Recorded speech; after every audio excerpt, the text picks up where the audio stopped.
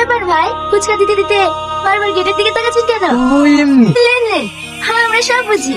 তুই না স্কুলে এসেছে? ওই দেখেন আপনার পাখি আসছে। সত্যি তোমরাও না? শোনো, তোমার সঙ্গে আমার কিছু কথা আছে। হ্যাঁ হ্যাঁ, কি কথা বলো? একটু সাইডে এসো। ছোট, তুই দেখি ফুচকাটা দিয়ে দে, আমি আসছি। ঠিক আছে। জান জান, রাধা চলে গেল আর কৃষ্ণ যাবে না, তাই কখনো হয়? তোমরা না ভীষণ বাজে। কি বলবে এবার বলো। দেখো, একজন ফুচকাওয়ালার সঙ্গে আমার আবার কখনোই বিয়ে দেবে না। তাই আমাদের এই সম্পর্কটা টিকিয়ে রাখার জন্য তোমাকে বড় কিছু করতে হবে। আমি ফুচকা বেচে মাসে 4,000 টাকা ইনকাম করি। মাত্র 4,000 টাকা? এই 4,000 টাকায় আমাদের বাড়ি কুকুরের খাবারও হয় না। কি হলো, চুপ হয়ে গেলে কেন? দেখো, আমাকে পেতে হলে তোমাকে অনেক টাকা উপার্জন করতে হবে, না হলে তুমি আমাকে কখনোই পাবে না। না না, তোমাকে পাওয়ার জন্য আমি সব কিছু করতে পারবো। আমি অনেক টাকা ইনকাম করব, কিন্তু তোমাকে ছেড়ে আমি এক মুহূর্ত থাকতে পারবো না। আমিও গো, তোমাকে নিয়ে আমি অনেক স্বপ্ন দেখছি।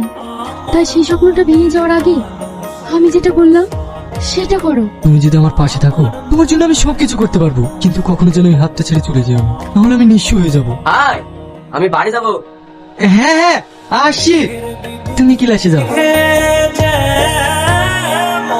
মা, তোমাকে একটা কথা বলবো? হ্যাঁ বল। বলছি, আমি সাধন ভাইয়ের সাথে বাইরে কাজে যাচ্ছি। কি? না না, তোমাকে বাইরে কাজে যেতে হবে না। তুমি গ্রামে ফুচকা বিক্রি করছো, ওই করো, আমার বেশি টাকার দরকার নাই। না মা, আমাকে বাড়ি যেতেই হবে, কারণ আমি একটা মেয়েকে অনেক ভালোবাসি। ওরা অনেক বড় লোক, তাই আমি যদি ইনকাম না করি তাহলে ওরা কখনোই আমার সাথে বিয়ে দেবে না। এইসব তুই কি বলছিস? হ্যাঁ মা, আর তাছাড়া তোমার হার্টের চিকিৎসা করতে অনেক টাকা লাগবে, তাই আমাকে বাইরে যেতেই হবে। তুই ওই মেয়েটাকে এতটা ভালোবাসিস, তার জন্য তুই আমাকে ছেড়ে চলে যাচ্ছিস? মা, তুমি ভুল ভাবছো। তুমি আমার সব গো, কিন্তু তুই নাকেও আমি অনেক ভালোবাসি। কি হলো, তুমি কাঁদছো কেন? তুমি জানো না তোমার চোখের পানি আমার সহ্য হয় না? কই, আমি কাচ্ছি না তো।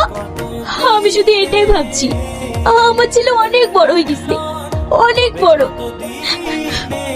হ্যাঁ মা, তুমি দেখো, আমি একদিন অনেক বড় হব, সেদিন আমি তোমার সব স্বপ্ন পূরণ করব।